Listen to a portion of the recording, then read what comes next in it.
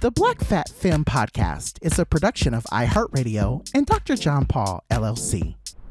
Hey everyone, welcome to another episode of the Black Fat Femme Podcast, where all the intersections of identity are celebrated. I am one of your hosts, John, also known as Dr. John Paul, and we ain't gonna hold y'all this week. We are super emotional because we have officially entered our syndication era.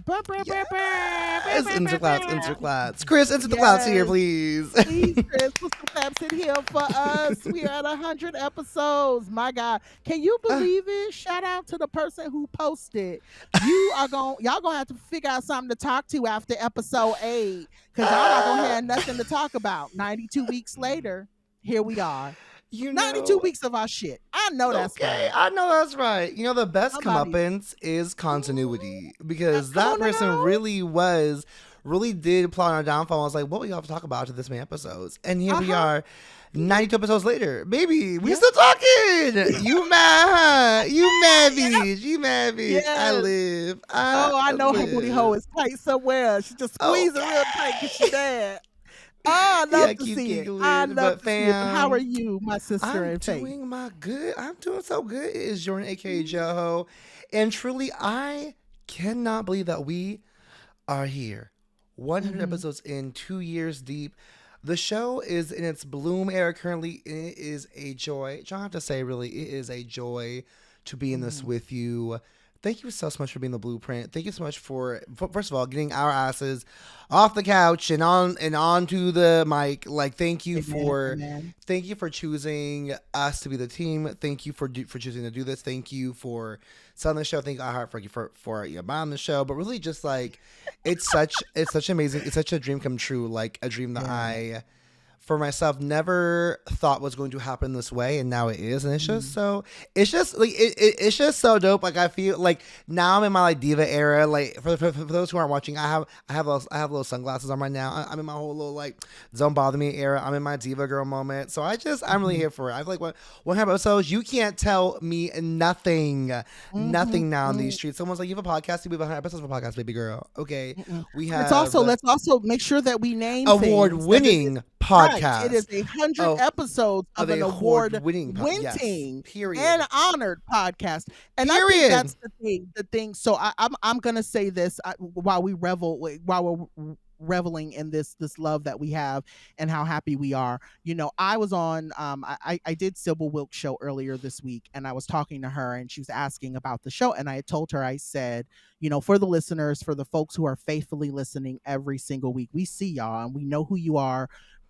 We get your messages, we see the things, but what I think is so important to note, and I want to say this before we dive into our show, in terms, you know, yes, we're celebrating, yes, we're so excited, but I'll be transparent in saying that there were moments I myself, even as the blueprint, counted this show out. When I pitched this show, I thought, oh, the title is not going to land, or the show is not going to do anything. And then, you know, even down the line, you know, applying for awards, or we're never going to win an award. No one's really listening. No one cares. And I counted the show out so many times, only for the show to turn around and look at me and be like, bitch, how much more do I have to prove to you that what you're doing is the right thing? Right. So I say that to say, as a reminder for folks who listen to the show weekly, there's something you might be sitting on. There's something you might be dreaming of doing. And there may be something in your ear telling you it's not going to pan out the way you want it to, but I want to advise you to go ahead and do that thing, because you never know if you don't do it, and that thing that you might be sitting on might be the thing that wins you your first award. You know what I mean? Okay. So that's where my head has been these last couple of days. Yes. But yeah, I'm just grateful. And so with that being said, in our third seat this week, we could not do our 100th episode without having the person who has manifested a lot of the magic in the show. This person, right. Every week we shout them out. We definitely say that we thank them. We speak their name often, whether it be on record or off, but they are the real reason that this show is what it is. We want to make sure that we're celebrating with our award-winning editor, Chris Rodgers. They are our third seat this week. How are you, my love? Yes. Ooh, I am blessed and highly favored. I am tired and going through it. Listen, I'm all types of emotions today because this is y'all 100th. It's our 100th episode. Thank you, Yeah, it's amazing to see. I want to roll the tape back to that person that Yeah. said we're gonna have to figure out something after episode 8, because I knew from episode 1 y'all was gonna be here as long as y'all wanted to be here. Okay, this energy, Yeah. this atmosphere is it's not something haters can even define. Yeah. So can I cuss on here? Oh, I edited. Fuck You him. sure can. You I was like, And baby, yeah. it's your show. every Yes. week. You know we gonna cuss. Yeah. Yeah. And that's really Fuck what this all of show is. that. It's a Yeah. big middle finger to a lot of people who say we can't and that we won't. Every Because we're week. proving that Yeah. we will. Every week, honey, we get on the mic and prove that So we all will. the haters, I was gonna ask, what's 4 plus 4? And we did. And we did, bitch. Okay. And we We did. Thank you. Yes. Yeah. Well, this week for our first segment, we have our editor extraordinaire. And with it being 100 episodes, we really wanted to kind of get into and really just ask this question. Obviously, we're going to give Miss Tisha Campbell her flowers like we always do.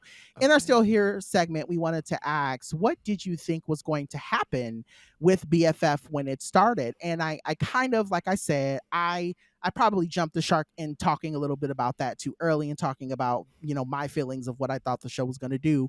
But I think the biggest thing for me was that I just was scared. I think I really was really fearful with, bringing this show kind of to life because I had been seeing and I still see how Black queer people get treated on the internet. But then you also add in the Black fat people who are on the internet and I see how they get treated. Then you add in the Black fat queer people on the internet and I see how they get treated, right?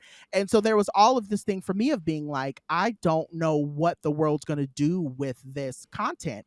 And then also to take into consideration, like right around the time our show got greenlit, Pose had just gotten canceled. We started hearing about the whole ending of DEI things, right? Everyone saying the DEI wave was over, that no one was really looking for our content or looking for our type of voices. And so there was this constant kind of underplaying in my head. And it's just, you get nervous. You get really, really nervous. And so I think that was it. That's really what it was for me at the beginning of the show, was a lot of nerves and a lot of what's the word? Uncertainty, I think is a real word. Like I was very uncertain. And I'm so grateful that I, in a lot of ways, just staying with this show every single week, constantly, pushing the envelope and saying, we have to do this, or we have to try this, or we have to get this guest, right? It really has proven to me that, if you stay with something, and I want to shout out, I know the last couple of weeks I've been listening to Jade and XD's episodes and I've been hearing them say, people like to steal their shit, people like to not give them their credit. I really have to credit in this show, like I really have to give a lot of credit to XD, because there's no way I could feel as confident of myself, and I'm really trying my best to not get emotional. I could not be like there are years that I think back to when I was listening to Jade and XD, and they were just doing so much grassroots. They were doing it for themselves.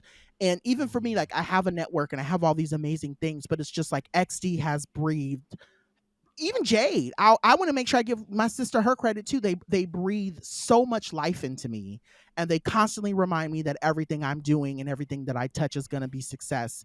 And so I could not say, like, I'm just grateful for people like XD. I'm grateful for you, Chris, as an editor. I'm grateful for folks over at the Friend Zone. I'm grateful for Dustin. I'm grateful for Asante. And even though I don't know them, I'm just grateful to see other Black creators not giving up and reminding me every day to keep showing up and doing the work. So let me just, and I think that's beautiful. I believe that JNXD deserve every flower, every petal, every stem. But I was there for a lot of their early work, and they are a testament to like the independent system, the sticking with it when they thought nobody was going to come back. The perseverance of what we do in podcasting it was amazing to witness, and it was something I saw like in y'all immediately. The title. Okay, so I might jump ahead because I'm getting emotional, but the title of the show was really moved me in the beginning, because Dr. John Paul had sent me the information and tried to give me a little tea, and then gave me the title and was like, well, I don't know if they're going to accept that, and da da da da. And then there was such a fight in you, Dr. John Paul, to like make sure that this is what it's going to be authentically. and then to overhear over the years like how like I was like fought for and Joho was fought for, this entire thing was fought for, and that is what I experienced back then with J Next D. So when you talk about them being influences, that you're a product, you're like the most beautiful product of what came before, right? Or what was this scene when there was nobody else out here. And as a witness to that, I thank gods and all the heavens and all the gay gods that like I'm a part of it. You know what I mean? Like it's like being here. I feel so up there. Yeah. Yeah. Okay, let me shut up. What about you, Joho? Well, I'm just like, wow. So I have so many thoughts and feelings now, especially after hearing the both of you speak and share, because I think that it's to the point about testament and being like living testimony of what it means when you have community look after itself and look after each other, right? This show is living testament of that. When you water each other, it's special to be in a space where we don't compete with each other as like people on this team, and we don't try to compete with like other people on other shows. Like we focus just on our show and we water ourselves and we get watered by each other, and that is really such a gift. And when I was to your point, unsure of what would happen, I also think about like like there was a lot of uncertainty around the show. I mean, John and I are both like always in transition in some capacity, and I know for myself this show came at a time where I was just about to leave one job and go join another job that has different parameters of like how folks show up, or how like I show up. And I was definitely worried. I was worried of like what like for like personally, like what can I say or do? How can I navigate myself in the full way in this space, and not have things like affect my job in some ways? There have been times on the show where I've been like, oh girl, I don't forget that because like my job, my hair, so I tell myself my job, and I've also leaned into like I've leaned to like I just have to just deal with that as it goes. Cause the show is too worth it, right? Like the show is too worth it for me to like to worry about what could happen when I know what's happening here is that we're making something beautiful. I also think like I will say like what a moment in which I realized that we've made it recently was I was talking with a really good friend of mine, and she does not listen to podcasts at all. And I was telling her about the show, and she was like, wait, hold on. Your show is like on like a network. And I was like, yeah. I was like, girl, I've been telling you this past like 2 years. And she was like, oh, so you're like professional. And I was like, I've been telling you this for like 2 years. And she was like, I may have to listen. And I was like, now listen. But in my head, like she was like, I have long thought podcasts are just like hobbies for people, and to which I'm like, some of them are, and like very good hobbies still. Like hobbies can still be professional. Let's be clear. Okay, hobbies can be and often are professional as well too. But it was a moment where I was like, I know we've made it when we've turned somebody who has not listened to one podcast listen to our podcast now. And I know we've made it when people stop us on the street and like, oh my God, I love your show. And I will say I always kind of believed that we would go somewhere. I didn't know what somewhere looked like. I didn't know the extent, but I kind of like innately knew that we'd that we'd get at least a full season. I definitely thought with what Chris said, we would go as far as we want to go. That's something that I've always felt like. I know that we'll go as far as we want to go. That we'll be the ones to dictate this, and which is hard because in the day, like we're on network and networks often dictate. But I had this feeling in myself of like, I think we will go as far as we want to go, and I think we have so much farther to go, which is really amazing. I didn't anticipate having 2 live shows. That's for damn sure, and I didn't anticipate people knowing us off the street, and I did not expect us to be an award-winning show, especially like only 2 years in. Yeah. And I will say, to be honest, I've always strived to be a bit like a bit dispassionate about the show, not because I don't believe in us, but because I don't want to be disappointed. at the thought of it not going far because of all the things stacked up against us, right? Like there are so many things that are trying to block our blessings, whether it's people, whether it's other spaces, whether it's like with like society. Like we're always something's always trying to keep us down, block us. And so I was learning to to love the show, but not be so deeply attached, because I'm also very mindful of anything entertainment wise can take away just like that. And so I was like, how do I have a healthy relationship with this? And I think, John, to your point, right? I think us even questioning ourselves sometimes is actually a good thing, because it shows us that we care enough to think about what happens and what we do and how we show up and how we be ourselves. We think about what comes next and how do we get there. And while I believe that we would go as far as we want to go, and I believe that we would go somewhere, I think also having the humility to say we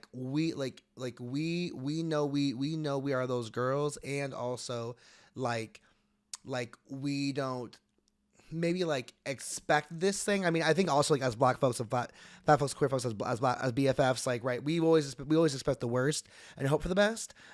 Which is something that I'm I wish that for nobody. I want us to always expect the best. We all deserve the best. And so I feel like now 100 episodes in, I can flip that and be like, no, now I actually expect the best from us now. Yeah. And expect the best for us now. To your point, yes, very that. I'm very much in that mind now where it's I now have this thing every day in my head that goes, girl, you can expect the most for this podcast because you deserve it. You have proven that what you're doing, whatever material, whatever thoughts you had in your head, when you initially brought this to your team, right? When you brought this to Chris, when you brought this to Joho, when you brought this to Will, and shout out to Will for constantly believing in the show and constantly telling us that the show is special. I think that's that's to your point. We have to, the way that the world has seen the show is the way we need to start seeing the show. And I'm so grateful that you mentioned that.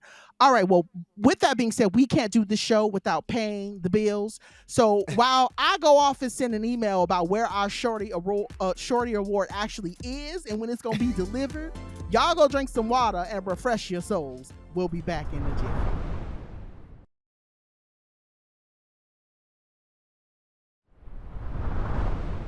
All right, so this week we are letting Chris kind of drive the boat for the What's Poppin'. We haven't done a What's Poppin' in a while, and so Chris has a whole bunch of topics that they wanted to come to the table to bring, and we are just gonna kiki and have a real good time. It's a family affair at the table. So, Chris, tell us some of the stuff that's on your mind, and we're gonna talk through it. Whew. Okay, praise the Lord, saints. It's time for the mess. So I just have questions because I love to talk to my good Judies and text them random things. So I just had some. Okay, I have the ability to randomly think of something and then tell the people I love oh, what is this? This is fact. And then we go into a thing. There's voice notes. There are DMs. It all goes down. So I thought we would bring that to the show, and I would ask a few questions, and then we could just, have a ponderosa. We could just, discuss as family. Yes. I saw this on Twitter. So, do you think fried rice is a main dish, or should she just be relegated to being a side dish? Now, hear me out. I'm the type of dog, okay, to like things by themselves weirdly. Okay, back when I was a cheese eating, that was part of my ministry. With dairy, I would love to just sit and cut cheese and put on Melissa Etheridge or something in the back and live my good lesbian fantasy. Oh, you're real gay. Ooh. Okay. It went there. I was giving just slice you a piece of cheese. It's like charcuterie. Now, I'm grown and God has delivered me and my bowels from that situation. Amen. So the other day I was eating rice, fried rice, and I was just eating it plain, just, no soy sauce, no nothing. Just, I was hitting it raw.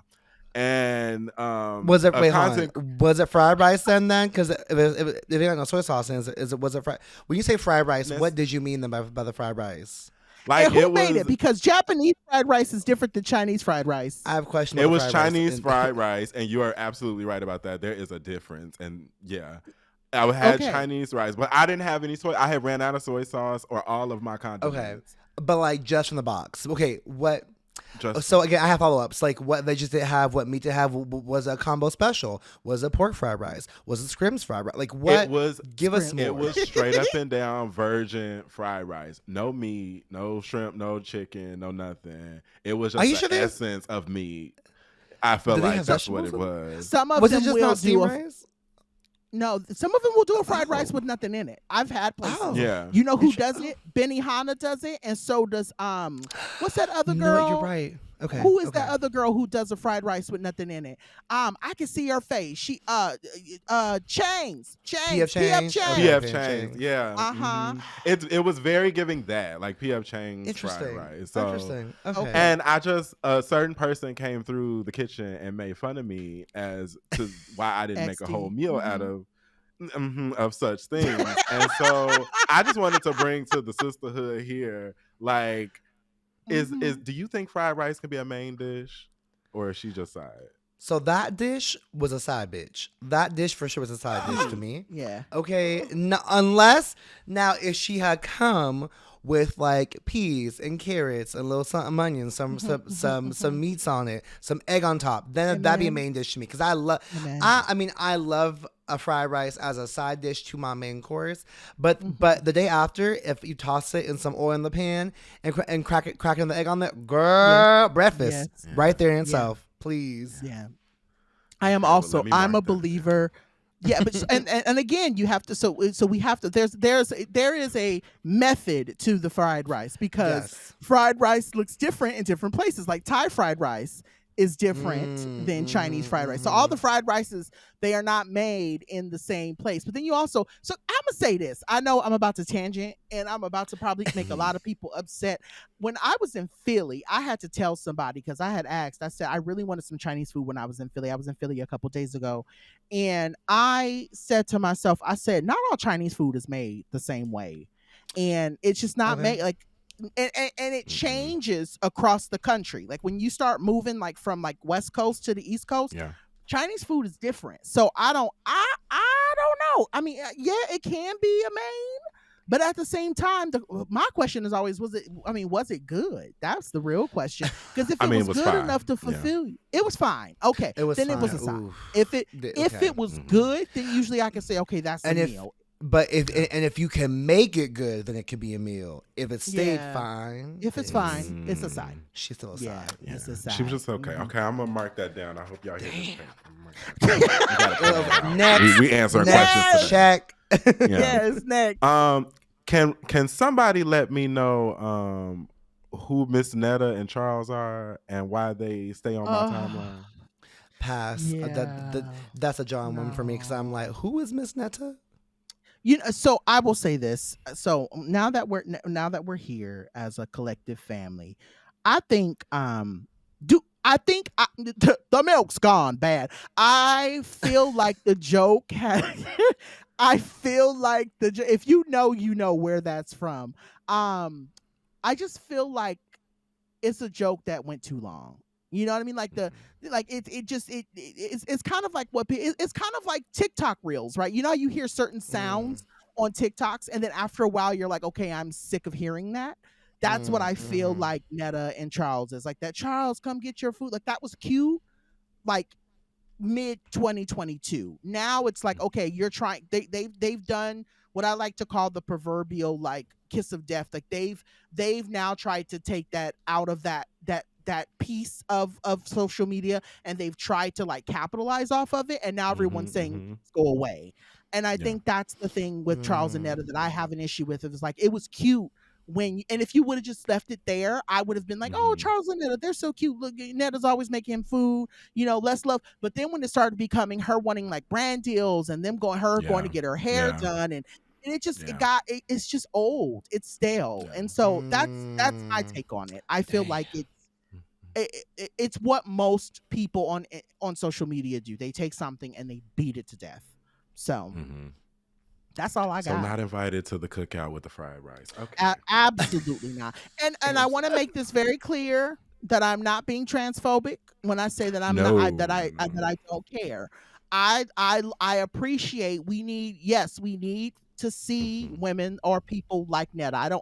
Let me not say women because I think I've heard Netta go off and say that they're not trans. So I want to make sure that I make that very clear that maybe they're just kind of in their Big Frida bag, right? When they're very effeminate, they just move like Big Frida. Okay, that's cool. I want to make sure that this is not coming across as me saying let's cancel them, let's get rid of them, because yes, visibility is important. What I'm saying is that at this point in time in my own world and in my psyche, I just feel like it would have been cute if they came up with a different bit, right? So if it was the Charles, your dinner is ready, they came up with another bit and it's like, oh wow, look at Charles and Netta, they're so cute together, they're always doing X, Y, and Z. Then I would have said, okay, I see Charles and Netta as a brand. They are out here trying to normalize this idea that love looks different, love can be different, but it's just at this point now there's nothing else. Yeah. There's nothing else. I said it at the beginning that Netta should have came out with Miss Netta's Pies and had to did like a patty route where we'd have had something to support. Ooh, yes. Like make it into a thing. But like you said, I feel like it became a caricature of the original joke.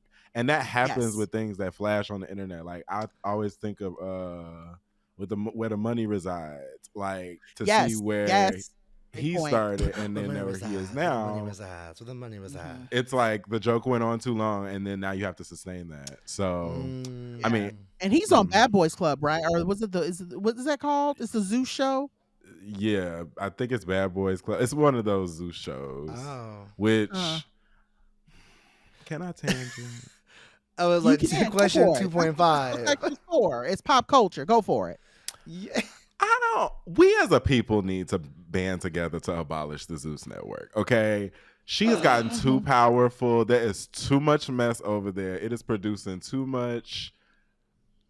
Like, I was watching the other day and Aubrey O'Day of all people in the world of Blue Ivy's, universe.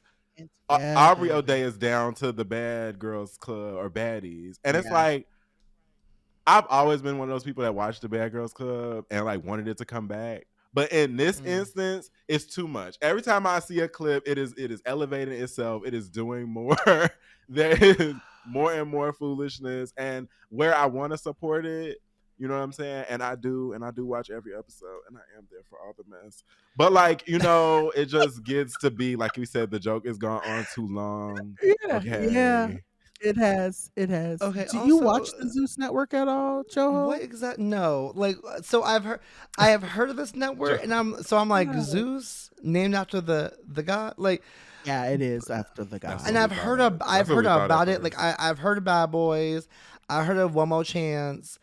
I know there's something that was like B Simone had a thing on there, but like, what exactly is like what does Zeus offer that we're not getting somewhere else? It's the spirit Zeus of airlines. Yeah. It is the gotta be the 10th circle of hell. Like under the 9th, there's Zeus Network. Like, but you said it's just like okay. Like but Zeus is one of those places that every bad stereotype of a reality show from like 2007 to 2012 has gotten a budget for some reason. There is production and they are producing shows, and I have no idea why. I see. Okay, I mean, there is a market for this. I understand the market. It's not, it's not my market, but so okay. I love the idea you come up with of abolishing the network, and also I get it. If this is some people like, yes, we would love to have one place where all the trash TV exists. Like that is fine. Yeah. That interesting though. Okay. I liken it to I would love to like. I would want to abolish the network, but I would want the DVDs burned for me. Like, give me all the content you have, but just don't support it anymore. Okay, I see. My biggest I wouldn't even call it a gripe. I think the thing that so I know people are not watching TV with as critical of a lens that I am, or even with as educated as a lens of me. So I can watch a Zoo show, and it's not saying I do, but I'm saying I could watch a Zoo show and know, okay, not everybody is going to act like that person that I saw on that one episode. Or even same thing with Bravo, right? I can watch a Real Housewives show and know not everyone's going to act like a Kenya or a Phaedra or a Candy. There are a lot of people who don't have that, and that's the thing I guess I struggle with Zeus. So they watch the content and they realize that this represents all of us, essentially. They literally think we're all a monolith, and they want to put us into the all black gay men or all black cis gay men are going to act like the men on the Bad Boys Club. And I'm like, actually, we don't. I watch Zeus. Right. Well, I watch Zeus. Yeah, I watch Zeus, and that's how y'all. And it's like, well, that's not you. Everybody on BET doesn't act that way, right? So I mean, I think that's the biggest. I always want to question, like, when did we lose our discernment with reality TV? Like, I remember watching like Flavor of Love and being into like Charm School and stuff, but I would never like have done half the things that New York did. I just knew New York was a personality, right?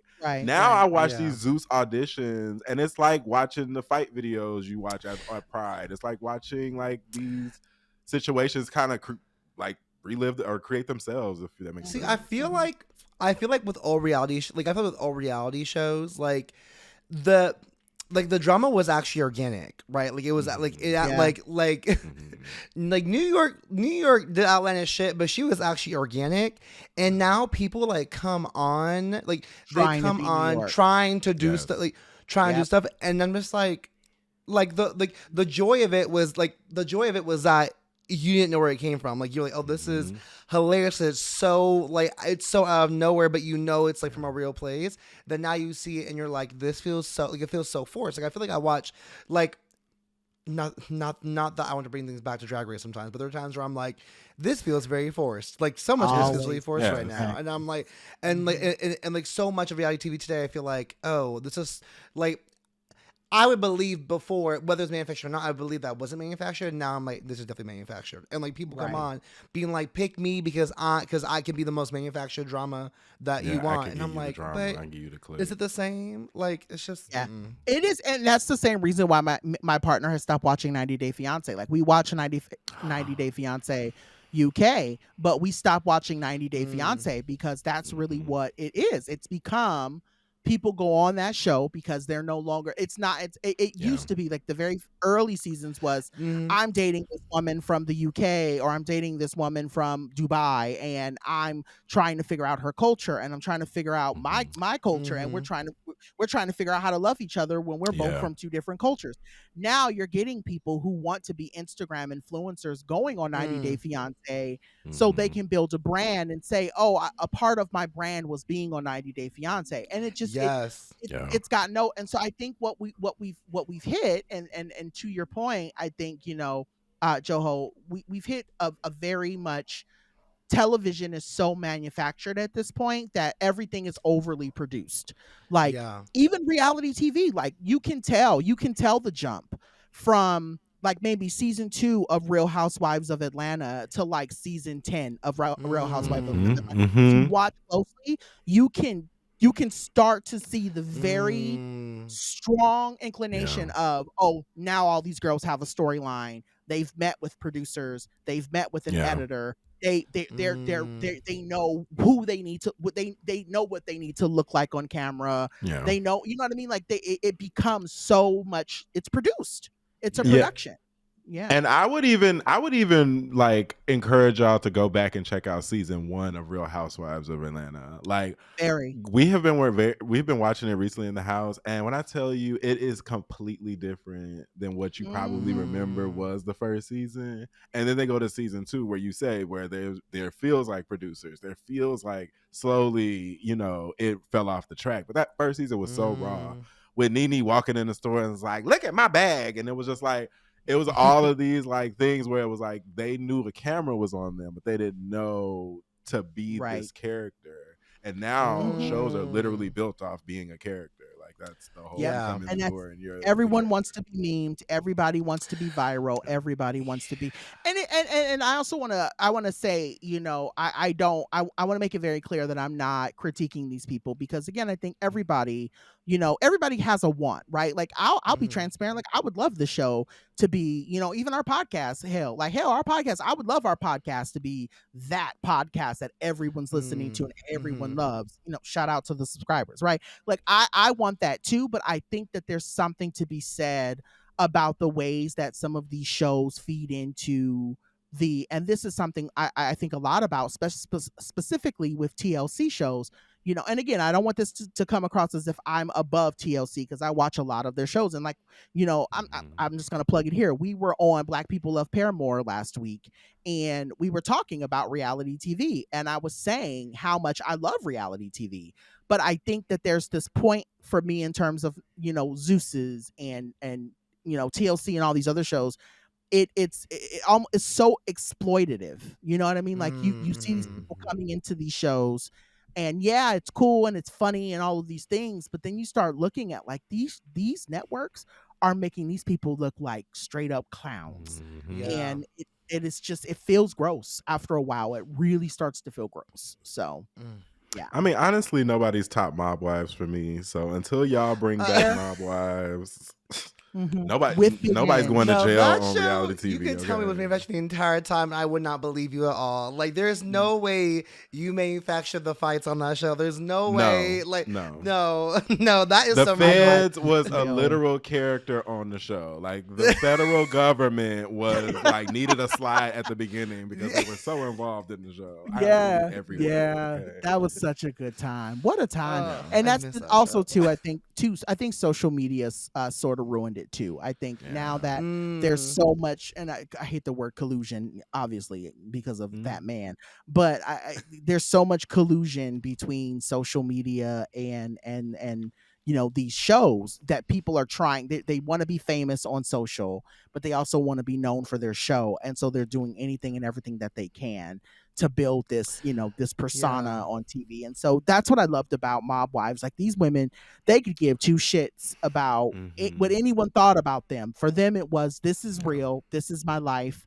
This is the stuff that you have to deal with being in the mob or being wives of men in the mob. And it felt, it just, even down to the real world, there were points in the real world where you really saw the realness of the people. Because the original seasons of the real world, like the first like few 4 or 5, like they were like doing work. They were showing queer people. There was like HIV and AIDS education going on. There was like Black women being, shown in a light.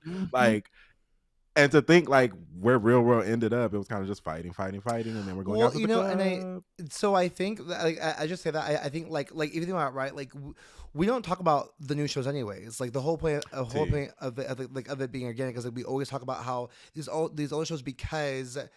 I just had my head by a lot, so I was gonna say, but it's like something along the lines of like you.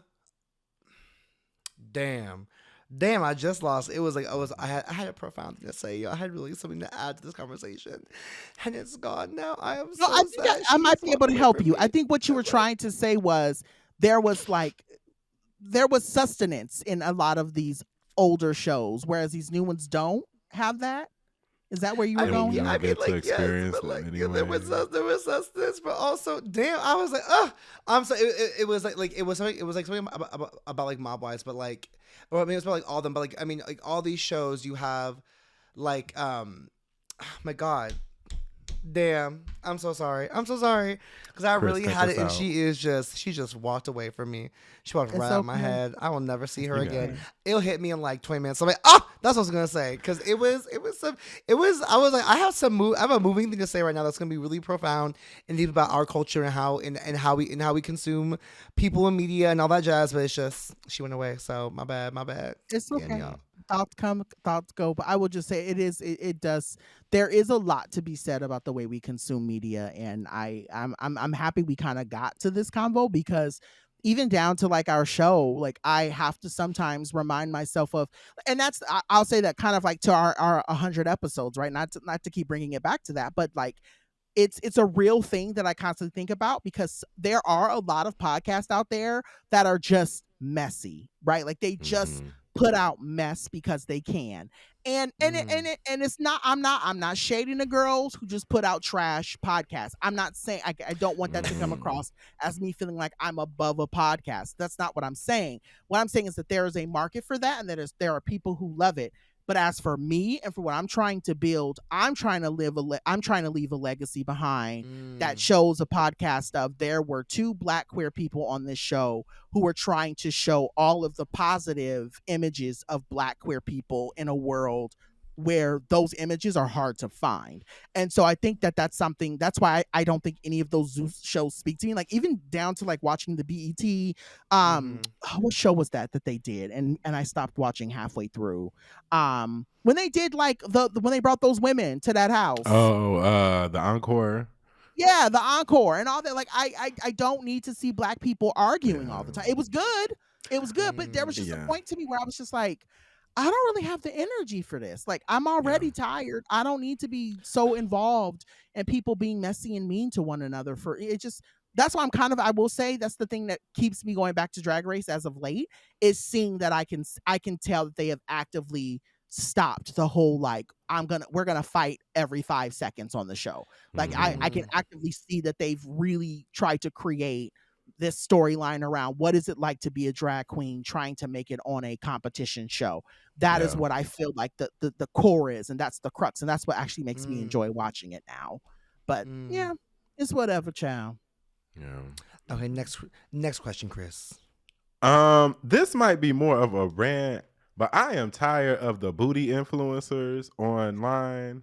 As somebody who lifts weights every now and again, I just want to let them booty influencers know, put some actual weight on the bar, doll. You is just out here just trying to twerk in them 2 small Nikes. Everybody done already seen it. We got your journey, doll. But don't do it if you not doing it. You don't be sweating unless you into that, which is we don't kink shame.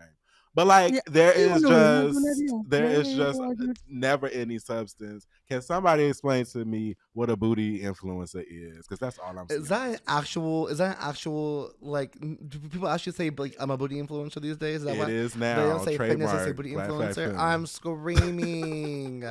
Okay, I also don't believe.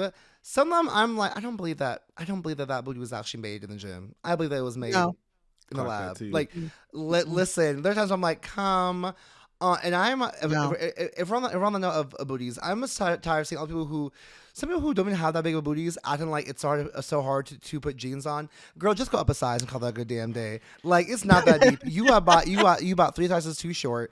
It's you don't have to do all that. It's doing the most. But also, I'm here with you on the people who like they do first of all, I know for a fact, if you're in the gym doing that, you know someone's watching, like, bitch, get off the rack. I'm tired of you. Like, they're waiting for you to get over with. You don't have time for you to sit here and slowly extend your leg each time. Yeah. Move.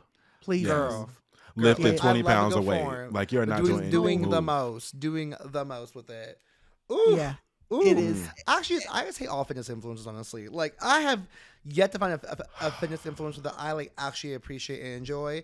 All of them really, just like, I mean, wait, what? And on that part, honestly, any influencer that I really enjoy. It's just like, I mean, of course, it shows how much it's all about like the likes and the aesthetic and the beauty and the body. But like, do any of y'all just do it for enjoyment? Can y'all just like enjoy it and just like show me that you enjoy it? Because I don't get enjoyment from y'all. I have to do this so I can get paid today, which it's also like getting work. Like, I'm not here to block your bag. Get your bag. Everyone get your bag. Like, I'm not here to stop you. And like, I wish I could be eating bad like that too. But also like, if I don't enjoy it, I'm not gonna do it. It's not gonna fulfill me to do this thing. So I'm just like. Yep. It's just we've poured into capitalism. I think eventually the system's gonna have to break, and I don't know when it's gonna break. I don't know how it's gonna break. And I can say right now I'm seeing the cracks. I'm very much seeing the cracks both in social media. I'm seeing the cracks in entertainment. I'm seeing the cracks in oh God, I even recognize it. Seeing the cracks, and we talk about booty influences. My God, today. Chris cut this. Okay, but no, actually, you can can I keep also? it. It's funny. It's so funny. I didn't Crack. even think about it. I was thinking about it. Oh Lord Jesus, the cracks. But I'm saying like I'm seeing you. We really are. We're starting to see like no one. It's not to say that we don't care about influencers, but it's like my biggest thing in these days is like, what else are you doing? Like, yes, exercising is great. Yes, eating healthy is good, but like, what else are you adding to the world other than look at me and it's and here's my regimen? Like, okay, girl, we get it, you like to work out, let's move on. Like not everyone has the time or the energy for that, and it's just I don't know, I'm just very much I guess the thing for me that I'm becoming more aware of is very much, and it's funny because someone has said this about me, the narcissism that social media has created. And I had someone online for a minute saying, oh John, you're super narcissistic, or Dr. John Paul's brand is narcissistic. And I'm like, well, actually it's not, because a lot of my brand, if you really follow it and if you really know me, you'll know that actually a lot of the platform that I've created is not for me, it's for a lot of other people. So let's start there, right? Whereas I may talk about my journey, but everything that I have done has always uplifted another queer Black person. So let's talk about that. Clock that too. But I will say, like, hello, but I'm just saying, like, I feel like there is this very much kind of like, look at me, look at what I've done, look what I'm doing, you should be doing it too. Like, it just it feels that way these days, and I think we all need to just kind of get off the apps, go touch some grass. Yeah, it's a weird experience too, because we recently had like a weight loss journey, and I'd be in the gym lifting weights and stuff like that.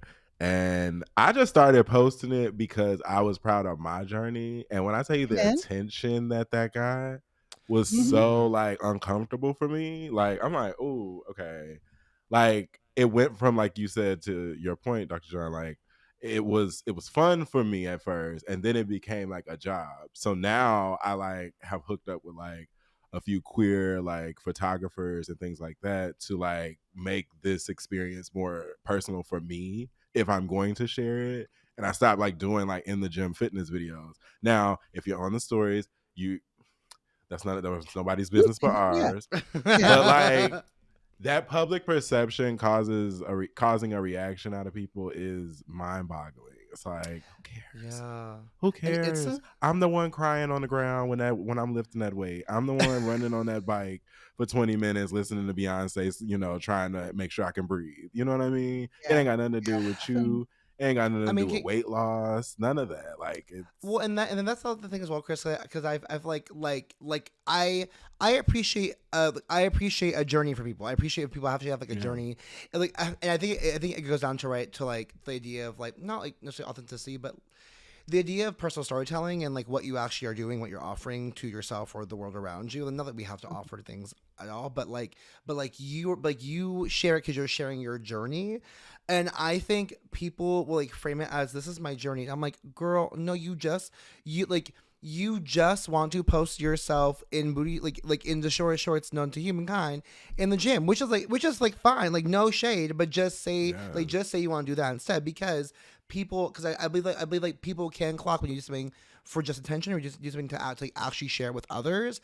And also I'll just say, just as my soapbox, I feel like there is something that used to be like inherently queer about stuff like this that the straights have taken over, and that also bothers me too. Like why the straights on OnlyFans? Straights don't go on OnlyFans. I don't know why you're on OnlyFans. And also like I'm tired of seeing the straight men don't need OnlyFans. Okay, do the OnlyFans. Like go get your own. No, you don't even like sex work. Why are you out here usurping the sex work from all the queer and trans folks? And two, I am tired of seeing straight men also in these booty shorts now. So I'm like, no. Y'all chicken like a hoes have never ever once been into booties and thighs. And all of a sudden you want booties and thighs, and that has been like the queer thing we have stood on for a long time. So part of me is like, now you're out here just queerbaiting all of us with all this shit. And it is the amount of straight folks that I see, and the amount of like queer folks that I see commenting, I'm like, do not comment or give them money. They are straight. They will not do anything with you or for you. They are not here for your freedom or for your entertainment, girl, or they're just here for your entertainment. Naturally, they just want your money. They just want your money. They just want your coins. To like DM you a $25 video for them to like walk around and be like, oops, I dropped the remote. Like, do not give these influencers your coin. Do not give these straight men that's been gay baiting for these decades, Flashman Wade, okay, and all these other girls. That really burns my soul because it's like, okay, if you're gonna be gay, you're gonna be queer. Let be queer. Then be queer. Yeah. Do it with your chest. There are plenty of queer fitness influencers in general that are out here being body positive, doing what they're supposed to be doing, just not even trying. And then here comes some straight, thick leg, skinny ankle man walking around with ashy thighs, talking about some. Look at me, ooh. I'm lifting the weight. Like, it's again.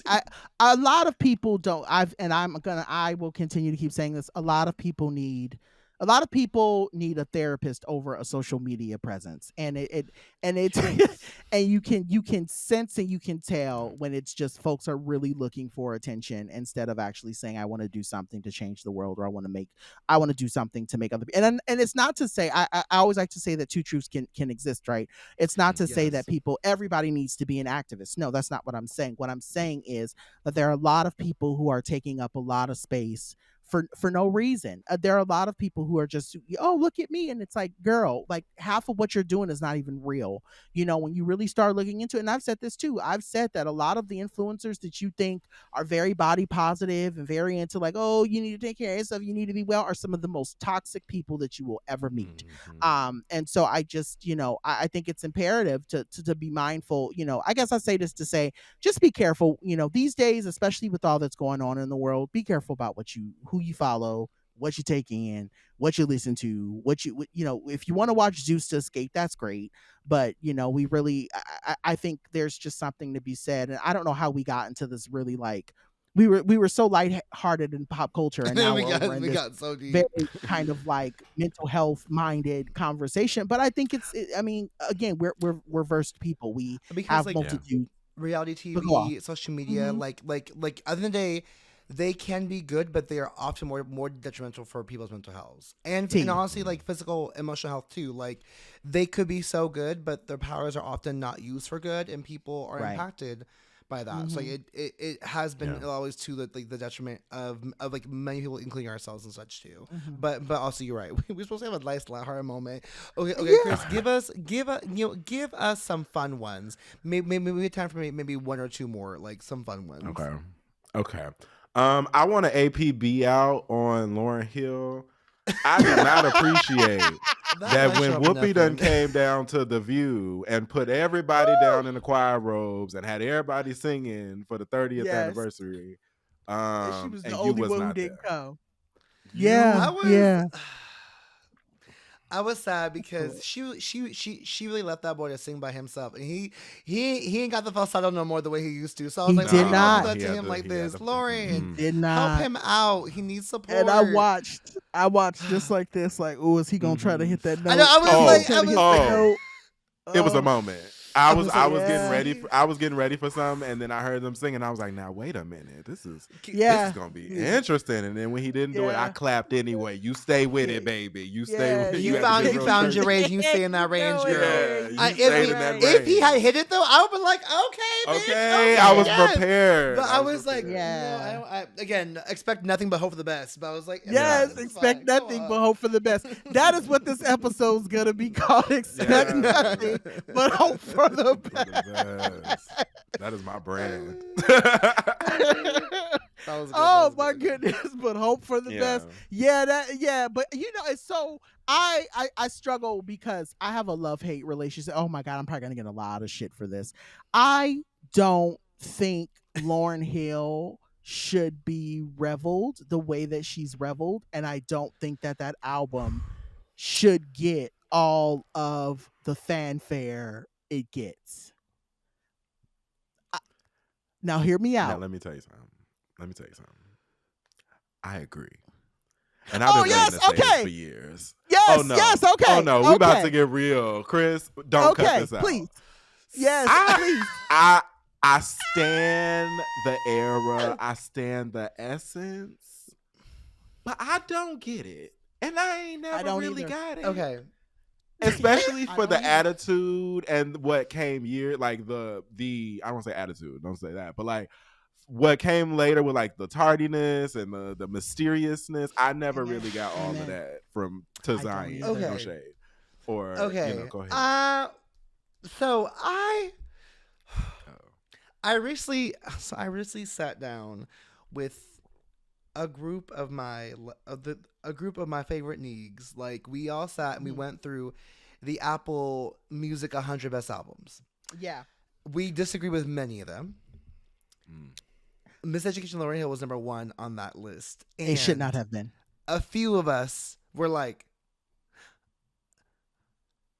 why? Top 25, I would do. I would maybe even do top 10, honestly. But I was like, number 1, because I'm like, but she really owned, like, people are gonna hate us for this, but honestly, it's okay. But like, we come back and we have 2 listeners. Like, just kidding. She only had 1 album. I mean, like, yes, like she had she had Fugees, she had the Unplugged album, and like, but like, I'm like, okay, that, like, bless her soul, but she has milked this album for so long, and I'm like, is it an album that is, to me, a formative album to any person? Absolutely. Do I think this album is like, do I think it's one of the best albums I can ever hear in my life? Absolutely. Do I think it's number 1 album? Do I think it deserves all the things people get? I'm like, I don't know about that. Wonder, I'm going to just put this out here. I wonder if it's, I'm just going to say it the way it comes out. I think white people revel this album. Absolutely. Absolutely. More than they think this is the pinnacle of Black expression, of Black art. Yes, for sure. And I think that's why it's lauded the way that it's lauded. And I would love to do a deeper dive into that, of like, not even just Lauryn Hill. I think that there are a lot of Black artists who, like, I'll even say this, like, I don't believe, and this is not shade. This is me just speaking from what I see. I don't believe that Lizzo would be where she is if white people didn't, like, see, quote unquote, see themselves in her music. So I think that there's something to be said about the ways that white people find themselves in certain Black artists and Black music, and then like wiggle their way in and then be like, oh my God, this is revolutionary. And other Black people are looking around going, I don't know. Like, yeah, like, I agree. Was is that album a great album? Yes. But what, number 1? No. I would even go as far to say that I was a little perturbed that Full Moon wasn't on that album. I was gonna say not one Brandy on this entire list. And I was like, I'm looking around going, Brandy, like, even, a choice. Yeah, like even Never Say Never should have been on that list. Because that album, like, had more hits than any of her albums. So like, I don't comprehend it. I don't honestly know. I was like, Renaissance is not on this list. Like, that even got me a little bit. I was like, of all and like, Lemonade was the one that was chosen to be in the top. This to me goes back to your point where white people want to put something. I was like, this white person, white people made this list for sure. There's no, like, that is a point. Yeah, I want that to like be put on a shirt, because every I don't want to say this.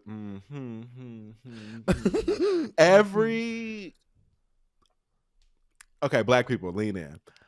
Yeah, you come on, be knowing when your white friend is outlining a little too much, and when they a little too down for the cause. Every one of them retweeted the Lauryn Hill moment. And I was like, it's so curious that this was, and like we're tagging their Black friends and was like, oh girl, aren't you just love that Lauryn Hill is number 1? And it's like, no. Why am I the first person you no, like, why am I in it? Like, I don't know, but like, when have I ever said? Because I wonder what Black folks would have said the top 100 albums are. Like, that's what I became like. Exactly. What do Black folks say the top 100 albums are? Because I was like, this is. I mean, there were. Could we actually just go through real quick? Because there were several places that I was like, I would have I would have thought. So first of all, okay, let me. I'm pulling it up because I'm like, so Baduism. I thought would have been higher on the list than 64, but I was like, okay, whatever. But they had where was Aretha Franklin? Aretha Franklin's like up there. Is she okay? Is she up here? Or is She's she not like a list.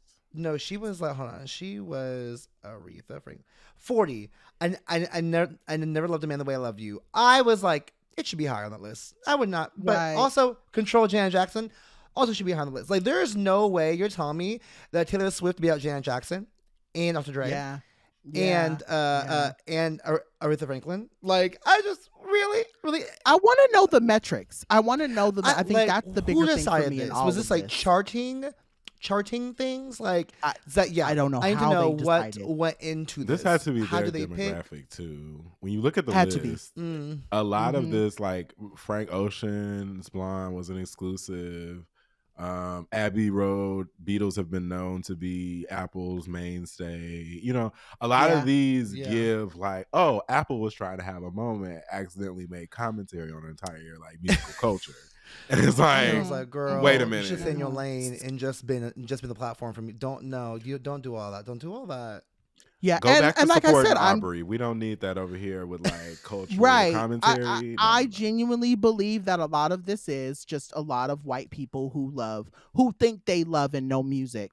These are their takes on it. And again, it's I want to make it very clear to our white listeners that I have no problem with white folks enjoying Black culture, but I think that there's a lot to be said that, you know, there are so many other artists that could have been on this list. And it's not even Black artists. There are a lot of artists that have put out albums that I think are like culturally relevant. And I think that they have made bold statements. Like the fact that Janelle Monáe is not on this list at all bugs me a little bit. When I also thought Solange should have been higher. Like I See the Table should have been way higher than in the 90s. Like I see the Table. No, that is a impactful album. That album came out right around the time that we were going through the Trump era, and it gave a lot of Black people a lot. I think that's why that album was so.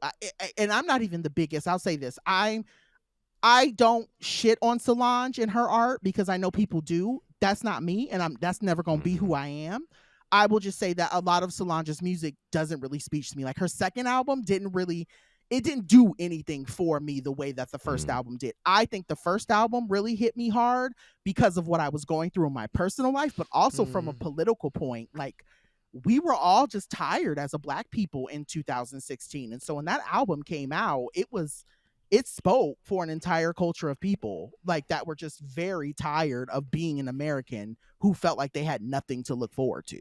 So I don't know. I feel the same way. Like I literally feel the same way. Like I don't ever go in for Alicia Keys, but it's Pride Month, so we might as well go there.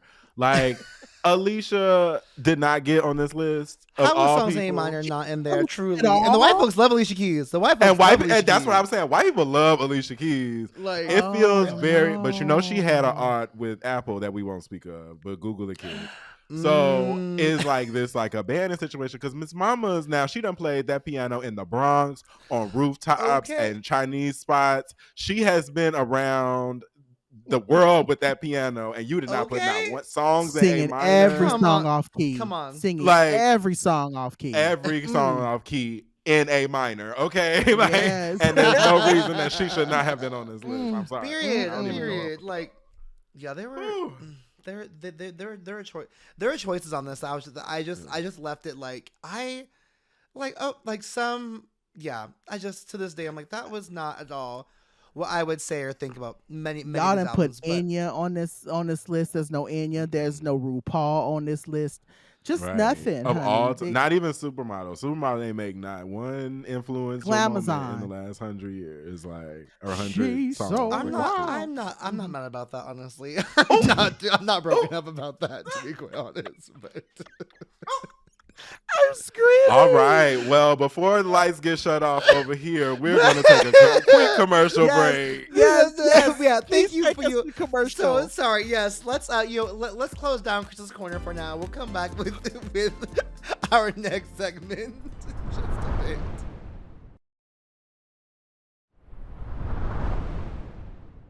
Welcome back, fam. After that beautiful time in Chris's Corner, where we have undoubtedly been entangled into, we are back with your favorite segment, Yes Ma'am and No Ma'am Pams. To start off, we're going to John for their Yes Ma'am and No Ma'am Pams. What you got for us, girl? Okay, so I am going to start off by saying there's two. I have two yes ma'ams this week. Both of them are silly, but one of them actually has a really good point. So I'll start off with the one that's more important in terms of making a point, and then I'll go be silly. So the first thing, there's there's a comedian by the name of Ava Evans, and if you have not seen her clip, I retweeted her clip and it got like it's like somewhere around like 114,000 likes on my Twitter. That's not a light flex. I'm just saying that the comment I think is what made people really like the video. So she's a comedian, and the whole bit. If you have not seen the bit, she basically goes into talking about how she went out on a date with a trans man, and really what the bit is about is just about going out dating and being broke. It's really just about this notion of she goes out on a date, the trans man is broke, she's broke, the bill comes, his card declines, and the whole bit about dating someone who's broke. Like she's like, I'm broke too. Like, what am I gonna do? Date another broke person? Wish upon a star. Right. She just said, what are we gonna do? Wish upon a star. And but I think for me it was what really worked, and I'm gonna get to my point, I promise. What really worked was that, there were a lot of plays on words that she used in her bit. Like even towards the end when she was like, so your trans action can go through, and it was just really funny. But what I will say, and this is the reason why it's a yes, ma'am, it goes to show how creative people can be if they really put their fucking minds to it. She literally made a joke about the LGBTQ plus community, and it was funny. It was really fucking funny. Like it landed. Her whole entire bit landed. And now at one time did she have to shit on trans men to do it. And so I get that, like that's to my point about like when you and I DM'd her and I told her, because I guess someone pinged her and told her that my tweet was going up over on Twitter. And then she jumped in my DM and was just like, hey, thanks for the really special, note that you put with my tweet. And I said, girl, I just wanted to show like when you're funny, you're fucking funny, and you are funny. Like you literally took something that could have been really messy, and you really could have got on that hate train and been like, trans men, they're gross, blah, blah, blah. But no, you really just said, we are two broke ass people in this world. We don't need to be dating each other. It has nothing to do with your gender. It has everything to do with your bank account.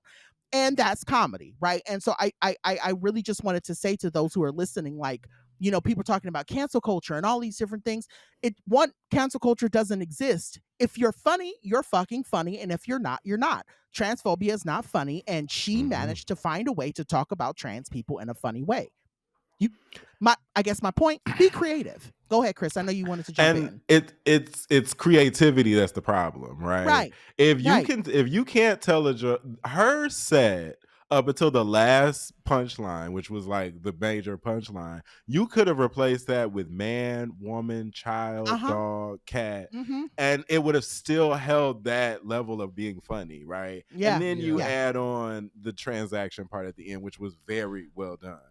Like, I don't understand when people go like I don't even want to bleep this, but like the Dave Chappelles and the Joe Rogan and those people that have these like jokes and think that it's funny to be a little transphobic or like, let me be controversial. And your stuff not even funny. Like at the basics of the joke, it's not funny. It's not creative. It's not giving. Yeah. Well, and all the jokes is like all the jokes is like is about denial of existence, right? But like she comes out the gate.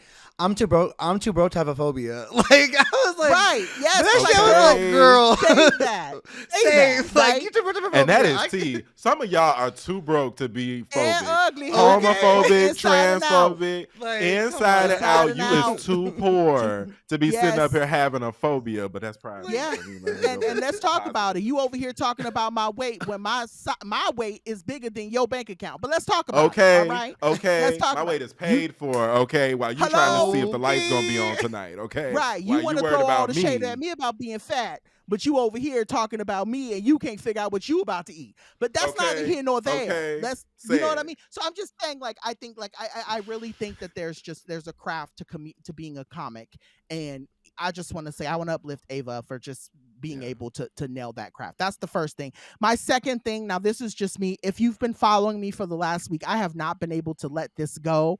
Quanell X is, I guess, some sort of person in Texas that is, I guess they are a part of like basically they are an activist. They are a black activist, but there's a video floating around of him going off about this teacher who was shooting OnlyFans content in her classroom.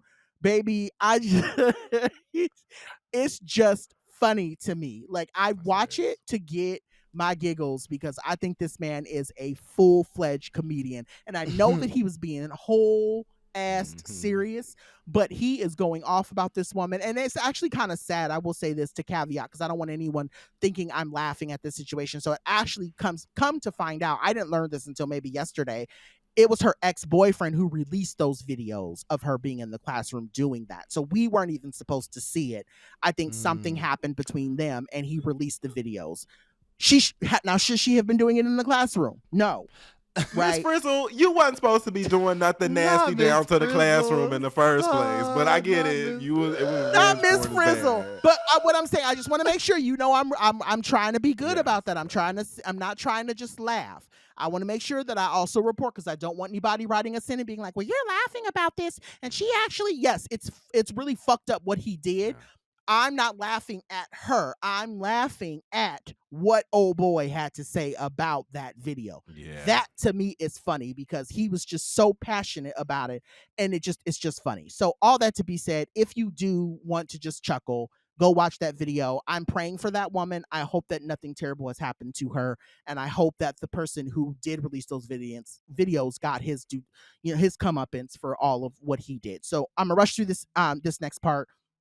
My no man Pam for this week. So how do I say this? Because I know both parties who are involved. I don't know what it is that people have out for T.S. Madison. I don't comprehend it. I don't fully understand it. I'll never fully understand it. Also, same. You know what? I'll say it this way, so that way it doesn't seem like I'm just siding on one side. I see people say terrible things about Dominique Morgan. I see people say terrible things about T.S. Madison. I see a lot of black trans women, even Hope Giselle, who I hope one day will come on this show. I really have a hard time with the way y'all get jealous when black trans women are doing okay. And I think that's my no man Pam. I'm gonna leave it at that because I don't want it to seem like I'm being messy. I'm just sick of people being mean to T.S. Madison when T.S. Madison will give you the clothes off of her back. When I tell you that woman will text me, there have been moments where I have literally been just sitting in my living room and she has texted me and she said, "You good? Do you need anything? If you need anything, let me know." She only has been on my show one time and this woman treats me like I'm her nephew. Or her grand, like one of her nibblings, right? She treats me like a family member. I just don't comprehend. Dominique Morgan, same thing. Whenever I need anything, I call Dominique. Dominique gives it to me, no questions asked. And I'll never understand in my heart of hearts why people are so mean. And I know why. I'll say this. I know why. I know why. But it pisses me off. It really pisses me off when I know that yes, TS got a mouth on her. Yes, Dominique got a mouth on her. But the reality is that these two black women have had to survive things that these black trans women have had to survive systems that we will never understand. My point, leave them the fuck alone. If you don't like something they say, you don't like something that they do, stop following them. But you don't have to constantly be at their neck about stuff. And this is for also other queer black people too. If you are a queer black person and you don't fuck with, I'll say this and then I'll shut up. There are a lot of people on the internet I don't fuck with. But you ain't gonna see they name in my mentions. You ain't gonna never see me talk about them on this show because they'll never be, I don't think about them. So why does T.S. Madison live rent free in your head? I don't get it. That's my no man for this week. What about you, Chris? I almost went off. But yeah, to that little point, like, mind your fucking business. Like, let T.S. Madison do what T.S. Madison do. T.S. Madison don't bother nobody. kindest woman Nobody. on the internet, will retweet, will show you love just out of the blue, and has done that to me. And I don't even think she knows who I actually am. I just think Yeah, she just I saw don't. me on the app because I did something for her and has treated my account with kindness. You bitches could never. And that's what And that's the kills me thing. about That's the it. thing. You want to talk Could shit about never. all the trans girls doing well and tear down queer black people doing well, and you bitches could never. And I Would mean never. that. Like, would never. You would never walk in her shoes. You would never go through the things that she's been through. Like, it is a conversation I had with my coworkers about sex work. How people like love to judge sex work, but you bitches could never. Okay. If you had to do it, you If couldn't. You would you get would paid. be Mhm. hello, because what coin would you make? Anyway, that's a Right. different here nor there. My yes ma'am Pam goes to two different things. One, on a personal note, it's gonna go to Jamanica Eborn. Oh yes, he friend to the show. So I met Jamanica through listening to the show and editing the first episode that she was on. And me and Jamanica have grown close. And sometimes, and this is just more of a point of like God bringing angels in your life or whatever God you believe in, bringing angels in your life, because she has really brought a true light to my life. We're wrestling buddies and we talk about all these things. And that was born off editing this show and kind of like being like, okay, well, I want to reach out like to one of the famous people on there, and then just learning that this person is just the most amazing person ever. So and I know cool. that, yeah. We going to get waffles next week. Yeah, she's been going through like wrestling with me and like really just, being my soul sister. So I just want to shout out her, give her some encouragement on today. And my no ma'am Pam. Oh yes, my other yes ma'am Pam is for Megan Thee Stallion. Listen, this goes back to you bitches could never, okay? Because while Onika is still trying to litigate her way on out of another country, we got Megan over here selling out Madison Square Garden and the O2 arena. I don't know the arena name. Did she get home? Is Onika home? I have seen her doing things on stages, so I don't know. The Barbs, they seem like they may have done bail. I don't know how that ended up working. Oh, poor thing. I keep screaming at that door slamming. Oh, no, man, that's not what we talking about. We talking about Megan. I've been so inspired lately about like Megan's artistry. I don't necessarily like the album cover. I'm gonna say that. It's giving me a little Animorphs. It's giving me, Mariah might have thought this up in 2001, but it was giving very butterfly. But I stay in the music. I stay in the journey. That's my yes man Pam. My no man Pam. And this might be controversial. I got two controversial no man Pam. One is just to shade Joho because Joho was typing during Dr. John Paul's no ma'am yes ma'am. I can't. Yes. Not you letting out the recipes. Because I saw Joho typing Pride Month, and in my organizational nonprofit mind was like, I'm screaming. So I just want to shut up. I thought we were in this together, bitch. I thought we were in this together, but you would sell me out like that. I saw the typing. I was like, I was listening. But I show what's on my husband. That's why I was like, first of all, hold on, let's talk about it. Because I have it on here, okay? And I was like, I'm not gonna go first because I need to think about mine still. My favorite part of like editing the show sometime is to see who gonna throw the yes ma'am, no ma'am on each other. Like some weeks, Dr. John Paul be like, "You go ahead, Joe." Joe be like, "No, whenever John you does good." that, I'm always like, "John, you know I have nothing on my, you know, I have nothing on like bitch. a setup. Don't do me like that. Keep me on my toes." Yeah. I live. Just some insider tea. Y'all need the editor side of everything. So wait, okay, Chris, hold on. So the Megan Thee Stallion, is it her holding this horse? No, it's like her and some larva. Let me see if I can. I can't find it. Let me see. Did I save it? She's like upside down, and the album's called Megan, so that might be it too. How does she spell hers? Is with it an H out or yet? no? Is it already out? Or is it MEGAN. No, it don't come out till like oh, I the end of the see. month. Oh yeah, now it's the new album, Megan. I see. Oh, I see. Oh yeah, she's in a little cocoon. It has M I on see it. It's I get in, what you're she's, saying. Yeah, she's and in it her has that chrysalis. M. Yeah, it's very Yeah. much giving Mariah Carey, something Mariah would do.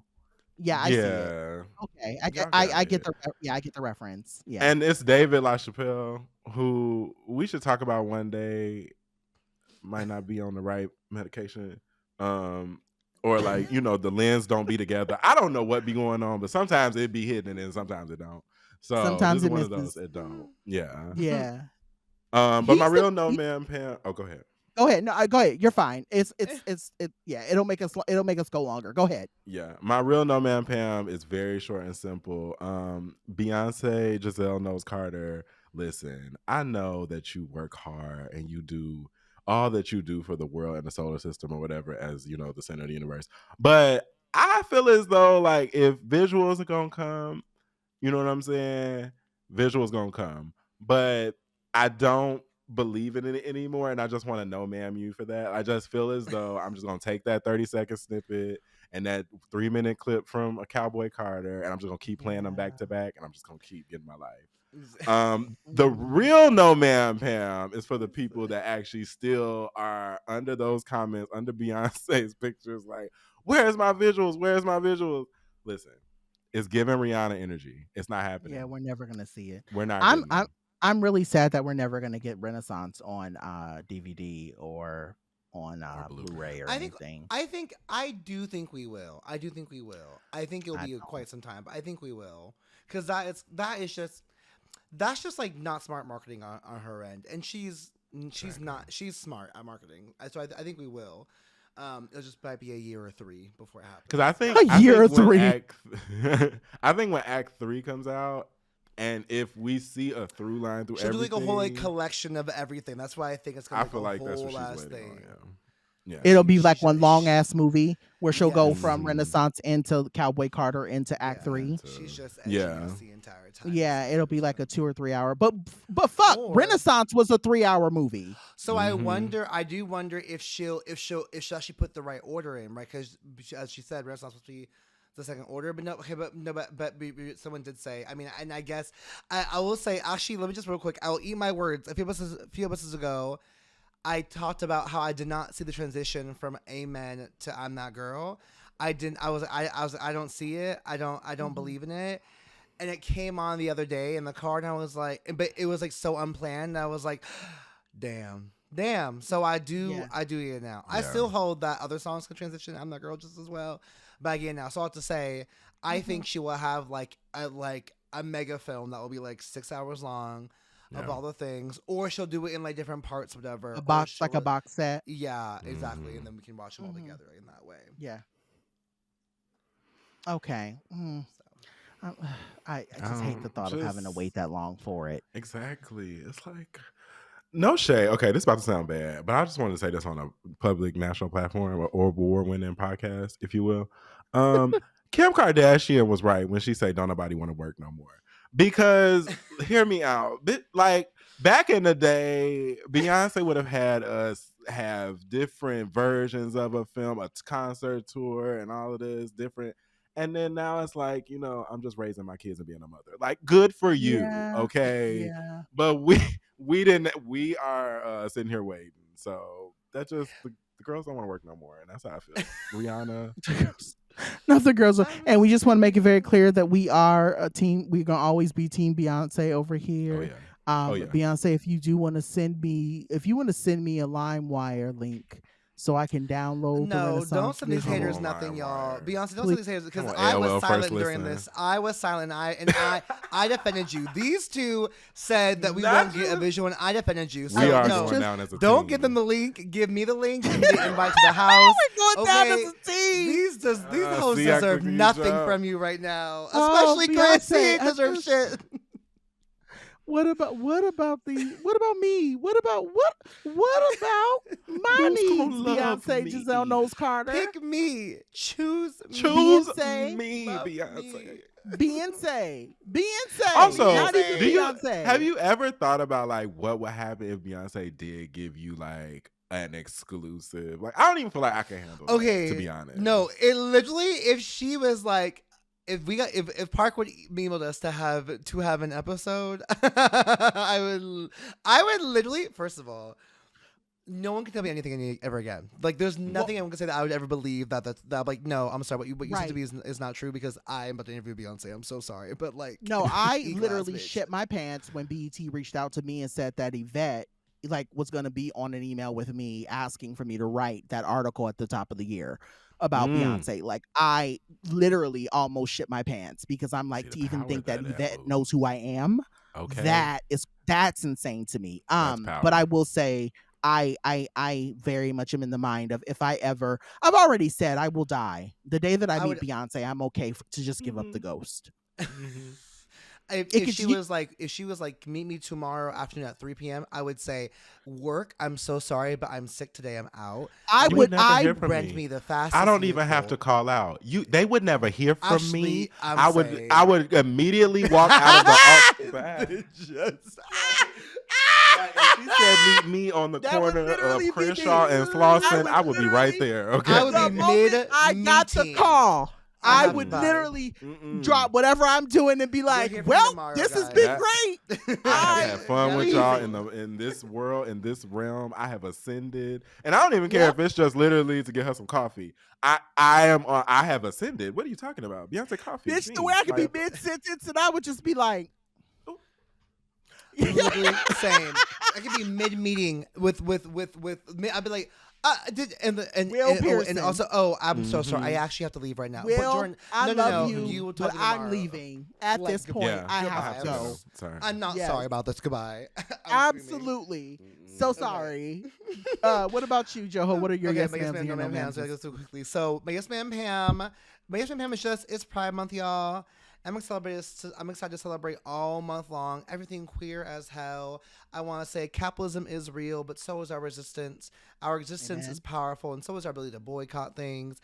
But also, if you want to shake your ass and follow the parade, girl, pop off, sis. I'm not here to judge you. I'm here to celebrate everyone's right to rejoice or resist in pride, however they want, because that is what pride is to me. So yes, ma'am, Pam, everyone wants to acknowledge and observe pride this month and all year round.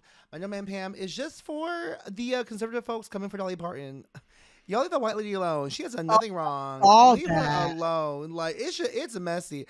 Okay, so for those who don't know, there was an article written about her that basically just came for her for being a woman of the Lord, whose Lord accepts and loves all people. And people were like, she's playing the wrong gospel. She's not a real. You are not a Christian. That is what's giving.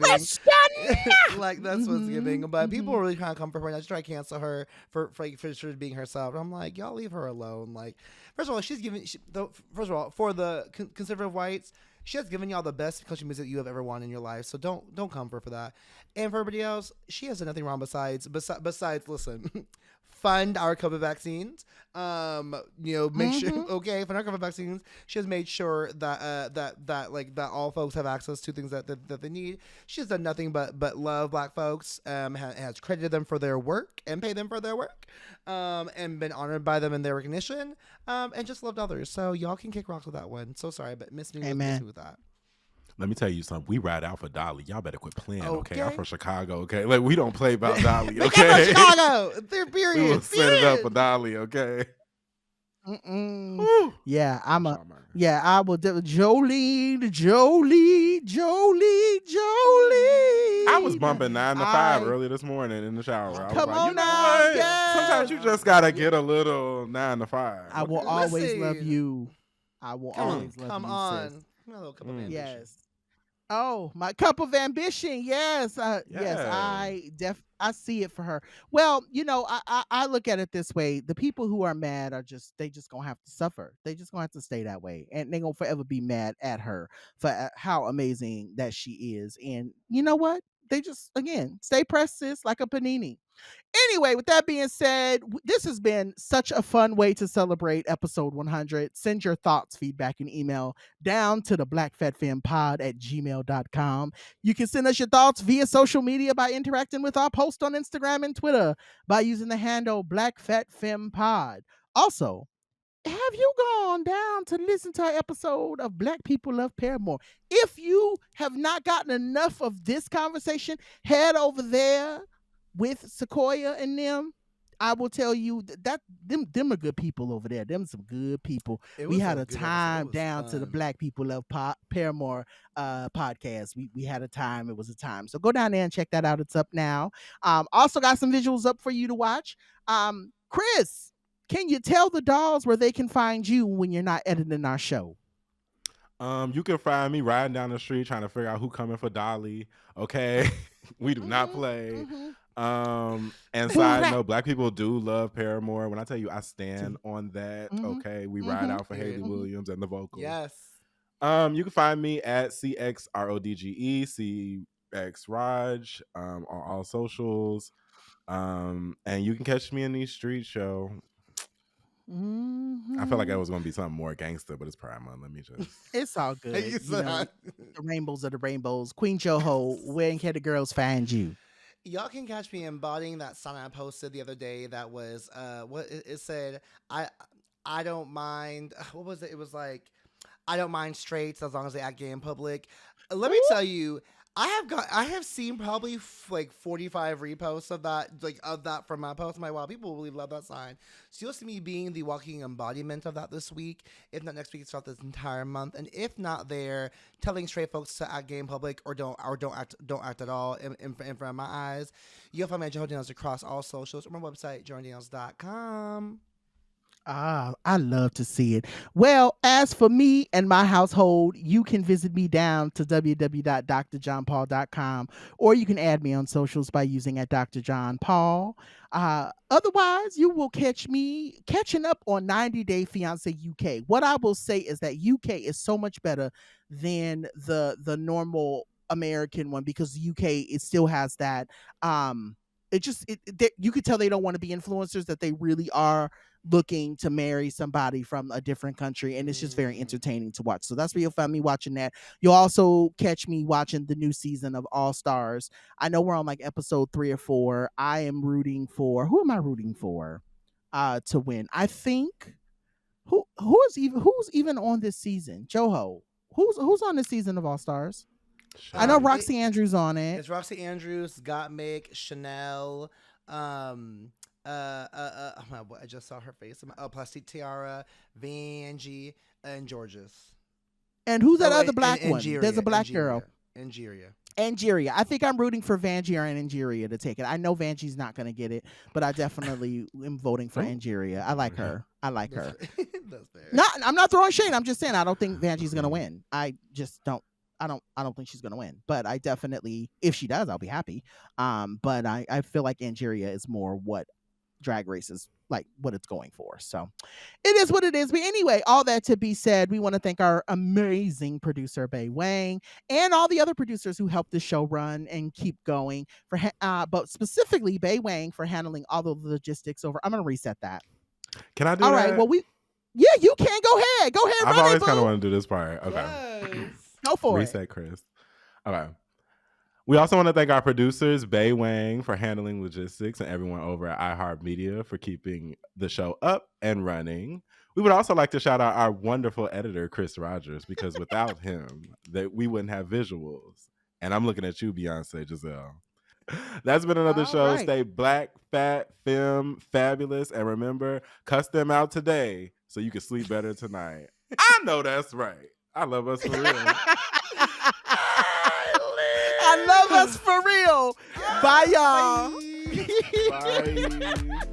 Ooh, I've always wanted to do that.